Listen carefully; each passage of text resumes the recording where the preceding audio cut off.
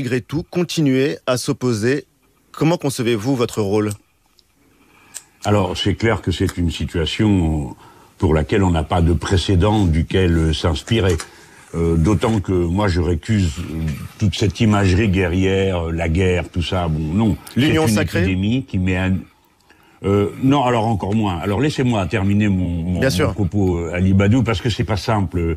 Il faut faire preuve de discernement, il faut clarifier. Bon, je n'aime pas le vocabulaire guerrier parce qu'il transpose ce qui est une réalité sociale. Cette épidémie, c'est un fait biologique, mais c'est d'abord un fait social. C'est-à-dire que ça met à nu toutes nos relations sociales, la manière d'organiser la société. Alors, chacun a une responsabilité vis-à-vis de ça. Je pense que nous, en tant qu'opposition, on doit d'abord maintenir le feu de l'esprit critique, du conseil, de la lumière, de ne pas être des inconditionnels. Donc l'union sacrée, si ça veut dire qu'on se sent solidaire de toute personne dans le pays, oui. Mais si ça veut dire que politiquement on se tait par une espèce d'obligation de se mettre en file, alors non. Ça, c'est le contraire qu'il faut faire. Il faut continuer à faire vivre la démocratie. Moi, quasiment le premier soir, pour moi, c'était l'essentiel.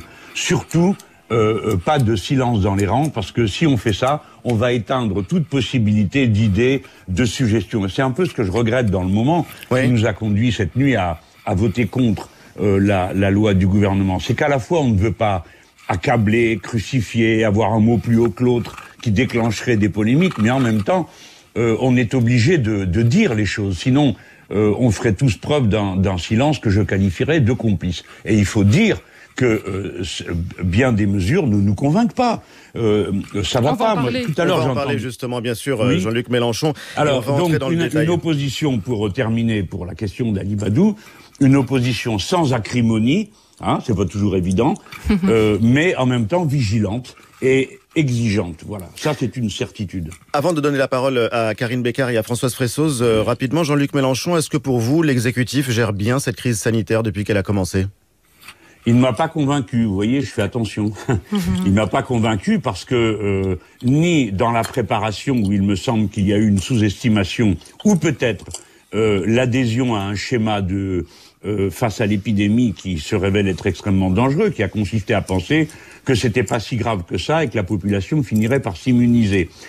Comme il y avait une situation désastreuse au départ, puisqu'il n'y avait plus de stock de masques, plus de tests et rien de tout ça, pour des raisons qui, elles, sont très politiques, puisque ça a été des décisions prises par le pouvoir, que eux-mêmes ont affaibli l'hôpital public, ils se sont dit, on croise les doigts, et on va espérer que, bon, en gros, il y aura des gens malades, le système accueillera les cas les plus graves parce qu'il est capable de le faire, avant de se rendre compte que non, si les Chinois agissaient comme ils le faisaient, c'est parce que c'est une épidémie grave. Maintenant, dans le moment où on parle, c'est pareil, comme ils n'écoutent rien. Alors peut-être parce qu'ils sont épuisés, parce que je sais pas quoi. Mais quand on leur dit les productions essentielles, vous voyez, on dit est-ce qu'il faut arrêter l'économie ? Madame Pénicaud dit tout le monde doit aller travailler. Tout ça est absurde. D'un côté, quelqu'un dit il faut tous rester à la maison. De l'autre côté, quelqu'un dit non, il faut tous aller travailler. Alors, quelle est la bonne position ? On va en parler de l'économie. l'économie. Quelle est la bonne position ? Question de Karine Bécard. Mais avant d'arriver aux questions économiques, d'abord ce qui s'est passé cette nuit à l'Assemblée. En tant que député, vous avez donc voté l'état d'urgence sanitaire. J'aimerais savoir quels sont... Alors expliquez-nous quels sont concrètement, que l'on comprenne bien les pouvoirs finalement ou pas, donc que vous avez accepté de confier à l'exécutif. Et précisément, nous n'avons pas voté le document parce que, d'abord, j'espère que tous les auditeurs ont bien compris, si les bancs sont clairsemés, c'est parce que nous sommes contingentés nous-mêmes, nous avons pris la décision de ne pas être plus de 3 par groupe. C'est ce que j'ai dit justement en commençant l'émission, que les règles d'hygiène et de sécurité s'imposaient aussi à l'Assemblée nationale. Vous êtes 25 en ce moment dans l'hémicycle, à peu près. Voilà, et on se passe, alors nous on a organisé les Insoumis un tour de rôle, qui n'a pas été facile à établir parce que il faut prendre la décision de dire qui ne viendra pas. C'est pas simple pour un député de pas venir dans l'hémicycle, mais bon, c'est ma responsabilité de le faire. Et voilà, on a établi un tour de rôle. Donc cette nuit, on a eu à discuter entre nous. Vous savez, on arrive maintenant à suivre les retransmissions en direct, et nous avons décidé que nous ne voterions pas le texte parce qu'on n'a pas les garanties, parce qu'on a le sentiment de ne pas être écouté quoi qu'on dise. Quelles garanties vous manquent ? Quelles sont les garanties qui vous manquent ? Prenons un exemple très simple. L'état d'urgence sanitaire.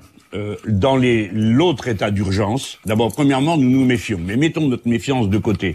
Nous nous méfions parce que l'état d'urgence auparavant, il a été appliqué, puis appliqué contre le terrorisme. Un jour, on nous a dit on ne peut pas être dans un statut exceptionnel, donc on passe tout l'état d'urgence dans la loi ordinaire. Donc on a des raisons d'être méfiants sur le sujet. Mais là, par exemple, on dit revenez devant le Parlement. Quand vous déclarez l'état d'urgence, revenez, la loi autrefois c'était 12 jours, il étend à 1 mois. Qu'est-ce qui dérange qu'on saisisse immédiatement le Parlement? Mais pour un gouvernement, ça doit être la priorité. Le Parlement, on discute, on échange, nous on fait remonter beaucoup de choses du terrain dans l'ambiance de l'hémicycle. Beaucoup de choses remontent par ça.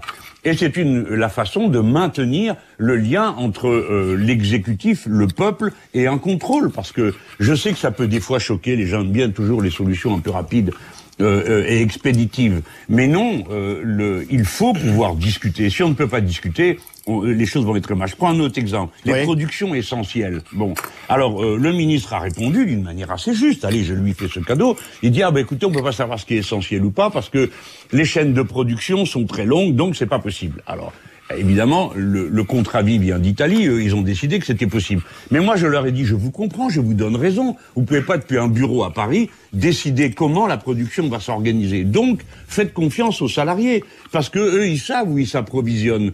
Eux, ils maîtrisent les chaînes d'interdépendance de la production, n'est-ce pas? Donc, demandez aux salariés d'organiser ça. Faites confiance un peu à la base aux gens parce que ils vont à la fois être capables de vous dire de quels approvisionnements ils ont besoin et ils sont capables de dire de quelle manière ils vont organiser de façon sanitairement la plus pointue leur propre protection. Il faut beaucoup faire confiance sur l'intelligence collective et pas seulement de 2-3 personnes excédées, fatiguées, qui ont des décisions terribles à prendre. Question de Françoise Fressoz. Oui, ce qui est un peu limpide de votre intervention, c'est que vous craignez au fond une dérive autoritaire. Est-ce que vous jugez vraiment que la menace existe, ou bien est-ce que c'est parce que depuis le début vous considérez que Emmanuel Macron est un libéral autoritaire? Jean-Luc Mélenchon. Alors il y a deux éléments. Le premier, nous avons commencé par voter le projet de loi de finances. Peut-être avons-nous fait une erreur, parce qu'on s'est dit, bon, on veut rien bloquer, ils ont prévu un certain nombre de choses, on trouvait qu'ils prévoyaient pas grand-chose pour les travailleurs, voire quasiment rien. Quand je dis les travailleurs, vous m'entendez, hein, c'est les gens du commun. Il faut pas seulement s'occuper des prêts aux entreprises. Bien sûr, c'est important. Mais il y a toute la sécurisation sociale des gens, quand on leur garantit leurs revenus, on leur garantit qu'ils ne seront pas expulsés de chez eux, que les loyers sont reportés, etc. Il y a toutes sortes de choses de cette nature à organiser, qui sont pas si compliquées que ça quand on veut s'en préoccuper. Donc, on a peut-être fait une erreur de voter cette loi, parce que du coup, ils se sont dit, ils vont tout voter, par conséquent, on fait ce qu'on veut. Je pense, si vous voulez, que, je ne veux pas employer des grands mots, la tendance autoritaire de ce régime est tout à fait évidente. Mais dans la circonstance, je ne veux pas porter le débat sur un plan, un peu abstrait ou idéologique. Je sais que des gens excédés, fatigués, persuadés que eux savent et que les autres ne savent pas, du fait de l'action qu'ils mènent, cette illusion de la toute-puissance qu'on peut avoir quand on décide. Eh bien, ils sont conduits à ne plus écouter autour d'eux. Et ça, c'est une très grande erreur, et surtout à ne pas faire confiance. Regardez, ça fait 3 jours que ça dure dans les médias. On a l'impression que si on mange de masse dans ce pays, c'est parce que les gens les volent. C'est pas sérieux. Et on manque de masse dans ce pays parce que les mesures ne sont pas prises pour les Mais les vols existent aussi apparemment quand même. Mais les vols existent quand même aussi apparemment. Karine Bécard. Bien sûr. C'est ça. Parlons des vols, comme ça on parlera pas des gens qui sont aujourd'hui à la direction des affaires et qui ont, eux, décidé d'interrompre les stocks stratégiques. Eux n'ont pas pris les mesures. Il y a un instant sur France Inter, votre chaîne, on entendait quelqu'un dire que dans une mairie payait le textile pour une entreprise pour fabriquer des blouses pour les infirmiers. Ah bon? Donc cette entreprise n'a pas été réquisitionnée? C'est pas l'État qui fournit le tissu? Pourquoi ça doit être le maire? Donc ça montre que les mesures de réquisition, la mesure de nationalisation de cette entreprise qui est à Clermont, qui produit de l'oxygène à usage médical. L'entreprise est fermée parce que l'actionnaire anglais a décidé de la fermer. Il a ses raisons d'actionnaire. Les travailleurs et le syndicat CGT ont dit, si vous nationalisez, nous on retourne au boulot tout de suite et on se met à produire autant qu'il faudra. Donc pourquoi tout ça, ces mesures de réquisition, les mesures de nationalisation, de sécurisation de la situation des salariés ne sont pas prises? Je pense qu'ils continuent à croire que la main invisible du marché va faire le boulot. Mais alors la seule main invisible, c'est celle du coronavirus. La seule main invisible, c'est celle du coronavirus. Pardon, je vous ai interrompu, Jean-Luc Mélenchon. Je voulais vous interroger sur une autre dimension de la loi d'urgence sanitaire qui prévoit de revenir temporairement sur certains acquis sociaux. L'organisation de ces congés pour un salarié, les 35 heures, pour participer à l'effort national. Est-ce que c'est, et j'emploie encore cette expression, est-ce que c'est de bonne guerre ou est-ce que ce dispositif-là évoque des risques pour vous ? C'est un abus. Mais c'est un abus pur et simple, puisque nous ne sommes pas capables d'évaluer quel est l'impact économique de la situation que nous vivons. Donc attendons d'en prendre la mesure avant de décider qu'on va confisquer les vacances des gens. Quand j'ai proposé que pour remplir les caisses de l'État, fût-ce à titre provisoire, vous m'entendez, monsieur Alibadou, je fais une concession. J'ai dit à titre provisoire, on pourrait percevoir l'impôt sur la fortune pour remplir les caisses de l'État, c'est-à-dire que tout le monde fasse un effort. Alors ça, non, c'est pas possible. La flat tax sur les revenus financiers, la supprimer, ça c'est pas possible. Par contre, prendre les vacances des gens, oui. Donc ça, je trouve que encore une fois, gouverner, me semble-t-il, quand tout repose sur la conscience individuelle et l'esprit de discipline. Il faut donc que les symboles et les messages qui soient envoyés soient premièrement cohérents, pas de contradiction, deuxièmement symboliquement forts, qui permettent que tout le monde se met au travail, et pas seulement certains, et pas les autres. Enfin, je termine en vous disant que la question des tests, vous avez pu voir, je ne sais pas si vous avez suivi les séances de l'Assemblée nationale, pendant toute une journée, on leur a dit, mais pourquoi vous venez de nous dire que vous ne ferez pas des tests, alors que l'Organisation mondiale de la santé dit qu'il faut faire des tests, beaucoup de tests, que dans tous les pays qui ont réussi à juguler la crise, on s'aperçoit que beaucoup de tests sont faits. Actuellement, en Allemagne, il y a 12 000 tests qui sont faits, alors que nous n'en faisons nous-mêmes que 4 000 par jour. Vous voyez ? Alors on nous a pas répondu. Et puis tout d'un coup, hier après-midi, le ministre dit « Ah bah oui, il faut suivre les consignes de l'Organisation mondiale de... » Donc, nous ne devons pas avoir de consignes incohérentes. Il faut ensuite que la nation sente qu'elle est entièrement mise en mobilisation pour faire face à la situation.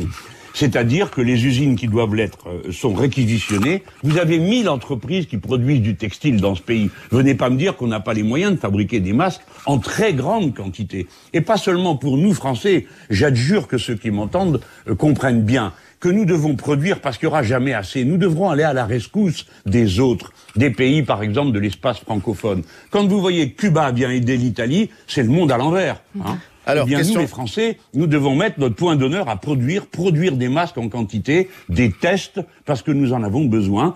Parce que si nous pouvons tester, nous pourrons confiner les malades et prendre les malades à temps. S'il y a des jeunes qui meurent aujourd'hui, c'est pas parce que le coronavirus tue plus facilement les jeunes, c'est parce que comme on ne dépiste pas, ils ne viennent que quand ils sont très malades. Ouais. Trop malades. Question de Françoise Fressoz. Alors, il y a des questions très pratiques qui se posent aujourd'hui. Est-ce qu'il faut renforcer le confinement, comme le demande par exemple Anne Hidalgo, la maire de Paris ? Jean-Luc Mélenchon. Bon, je ne sais pas quelles sont les compétences de Madame Hidalgo en matière de lutte contre le coronavirus. Je pense qu'il y a un certain nombre de personnels sanitaires qui nous disent il faut confiner plus, davantage, etc. Bon, écoutons-les. Sans avoir le mythe de l'omniscience des scientifiques, hein, parce que vous avez vu qu'ils peuvent avoir des avis contradictoires. Mais prenons les précautions. Mais encore une fois, le renforcement du confinement ne sert qu'à une chose, c'est à essayer de ralentir la progression de la contamination pour qu'il n'y ait pas trop de monde qui arrive en même temps dans les hôpitaux et que ceux-ci soient saturés. Mais la vraie solution, ça consiste à dépister pour savoir qui est malade et confiner cela plutôt que les autres. Je veux vous dire encore une chose.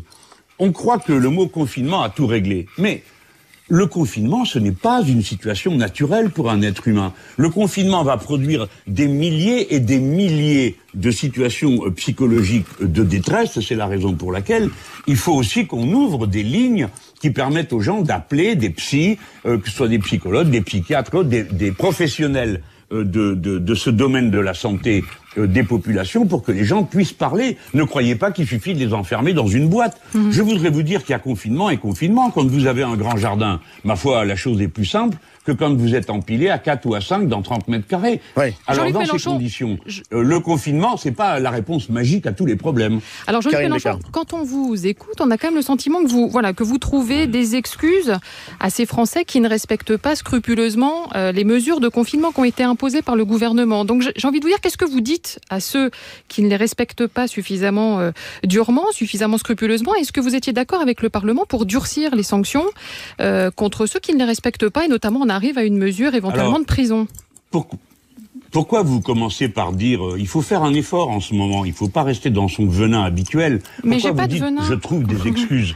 Madame, vous venez de dire à l'instant, vous parlez comme si vous trouviez des excuses. Non, je ne trouve pas d'excuses. Non, mais parlons de l'essentiel. J'appelle à la discipline. Donc je demande aux gens de rester confinés, de respecter les gestes barrières, parce que c'est de la condition de la discipline qui nous est demandée. Donc je ne leur trouve pas d'excuses. Mais si vous croyez avoir trouvé la solution intelligente en mettant dans des prisons déjà surpeuplées et déjà avec des problèmes gigantesques, des gens de plus pour des durées de 6 mois, je crois que vous vous rassurez avec fort peu de choses. En réalité, la bataille pour la discipline est d'abord une bataille de type politique et psychologique. Il faut que tout le monde soit convaincu qu'on fait pour le mieux. Les gens ont le sentiment que on ne fait pas pour le mieux parce qu'à la fois on leur demande d'aller travailler, on leur dit vous pouvez faire du sport, non vous ne pouvez pas en faire, vous devez rester à la maison, vous devez pouvoir aller dans l'autobus, ça paraît incohérent. Donc j'adjure qu'on m'entende, je ne suis pas en train de faire je suis pas en campagne électorale là, d'accord ? Non, loin de là. Je suis en train d'essayer de dire par quel moment peut-on s'en sortir, par quels moyens peut-on s'en sortir tous. Justement. Et je demande qu'on réfléchisse à ce que le fondement de la discipline, c'est le consentement à la discipline. Et le consentement à la discipline, on le fait quand les consignes paraissent cohérentes, justes, et demander à tous un effort comparable. Qu'est-ce qui domine pour vous, Jean-Luc Mélenchon, aujourd'hui dans la société française depuis le début de cette crise inédite? Est-ce que c'est la solidarité? Est-ce que ce sont les gestes d'entraide? Ou au contraire, est-ce que ce sont les incivilités, ceux qui ne prennent pas la mesure ou ne veulent pas prendre la mesure de l'épidémie et de ses dangers? Disons que, vous savez, Ali Badou, on verra dans cette circonstance ce qu'on voit tous les jours dans la vie. Vous avez des comportements vertueux, civiques, fraternels, admirables, et puis des comportements qui sont exactement à l'inverse. La question qui se pose pour nous, c'est de savoir comment on peut faire triompher les bons comportements. Moi, je suis frappé par l'extrême générosité qui anime notre peuple, les petites choses de solidarité dans un immeuble, dans une rue. Tout ça me paraît magnifique et je me dis finalement que peut-être j'ai été trop pessimiste en pensant que le néolibéralisme avait, à force d'égoïsme et de discours sur la réussite individuelle, brisé les ressorts de notre peuple. Ce n'est pas vrai, donc encourageons ça. Diriez-vous de travailler. Diriez-vous, Jean-Luc Mélenchon, que Bernard Arnault et LVMH, qui vont produire pour offrir un très grand nombre de masques aux Français et au personnel soignant en particulier, qu'eux aussi participent à cette forme de générosité ? On va dire ça pour leur être agréable et puis parce qu'on a dit qu'il fallait pas être acrimonieux, mais enfin c'est pas eux qui produisent les masques mais des salariés. J'espère qu'ils sont bien protégés. Deuxièmement, je découvre donc au passage qu'ils avaient une capacité de production qui n'avait pas été réquisitionnée. Je ne le comprends pas. Alors là, ce n'est pas à eux que je m'en prends, mais à ceux qui dirigent. Oui. Et je trouve exagéré cette manière de faire comme ça de la publicité en cours de route. Comme je l'ai vu hier soir sur les télévisions, on cite les entreprises. Bon, on devrait citer, me semble-t-il, pensez aux braves gens, à ceux qui font. Ils doivent avoir peur d'aller bosser. Bon, il n'y a pas les masques. Ils savent pas dans quelles conditions ils vont rentrer, souvent en transport en commun. Oui. Bon, pensons d'abord à tous ces braves gens avant d'aller célébrer les louanges de quelques-uns. Bon, maintenant, s'ils prennent des bonnes décisions, on va pas les décourager. Hein. Mais d'abord, rappelons-nous que ceux qui font tourner la maison, ce sont les salariés et que c'est d'eux dont il faut avoir grand soin. Mais il y a aussi les chômeurs. Comprenez-moi, pourquoi je dis tout ça? C'est pas seulement un a priori idéologique. Oui, j'ai un a priori idéologique en faveur des salariés. Mais c'est parce que c'est la condition de la cohésion. Vous ne pouvez pas demander aux gens de faire des choses quand ils ont le sentiment ou que ça ne sert à rien, ou qu'on se moque d'eux, ou que les décisions ne sont pas cohérentes. Par conséquent, il faut avoir d'abord le soin de cela. Et je le rappelle, et là non plus, c'est pas seulement de l'idéologie. Le problème vient toujours par l'endroit que vous avez négligé. Si vous négligez les SDF, si vous négligez les gens qui sont en prison, si vous négligez, je dis pas vous, qui m'écoutez à cet instant, non, mais si sûr. On le fait, alors on ouvre une brèche par laquelle le coronavirus passera. Et je pense que tout ça nous rappelle que l'être humain est d'abord un être social. Et que c'est donc cette dimension de son être qu'il faut travailler et méticuleusement organiser. Parce que les gens sont prêts à faire les bons gestes. Mais il ne faut pas leur demander des choses absurdes. Il nous reste peu de temps, Jean-Luc Mélenchon. Question de Françoise Fressauge. Et j'aimerais ensuite vous interroger sur si vous pensez qu'il y aura véritablement un avant et un après, si nous sommes en train de basculer ou si nous devons basculer dans un nouveau monde, avec un nouveau modèle économique. Françoise Fressauge. Il y a eu beaucoup d'appels cette semaine du gouvernement pour, au fond, qu'on assure un service économique minimum, que les entreprises ne s'arrêtent pas complètement. Et on a vu un certain nombre de syndicats mettre en avant le droit de retrait parce que les salariés n'étaient pas suffisamment protégés. Quel est votre sentiment aujourd'hui? Est-ce qu'il faut assurer un service économique minimum ou est-ce qu'il faut se mettre complètement en retrait? Jean-Luc Mélenchon.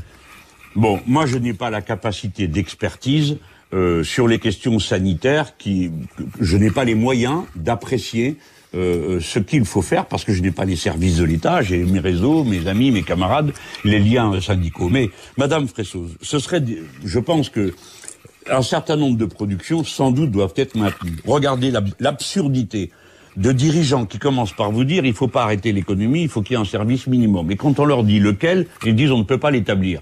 Donc tout ça, moi j'ai une autre méthode. Je dis de quoi avons-nous besoin? De ceci, de cela, de cela, il n'y a pas tant de choses que ça dont on a besoin. Donc, quelles sont les usines? Elles sont réquisitionnées. Les salariés qui sont dedans, quelles sont les nécessités des chaînes d'approvisionnement? Tous ceux qui sont dans la chaîne d'approvisionnement sont réquisitionnés, et là, on organise le tour de rôle pour le travail, les conditions de protection, etc., etc. C'est-à-dire qu'on se met dans cette attitude, mais pas les décisions aberrantes que je vois. Regardez, on a dit, bon, maintenant, il faut alléger les horaires des camionneurs pour qu'ils puissent circuler davantage. Parfait. Savez-vous qu'il y a 1 million de contrats de travailleurs détachés dans les transports? Ça signifie que continuellement entrent dans ce pays des gens qui peuvent être contaminés, qui viennent de pays où il n'y a pas de confinement. Vous trouvez ça rationnel?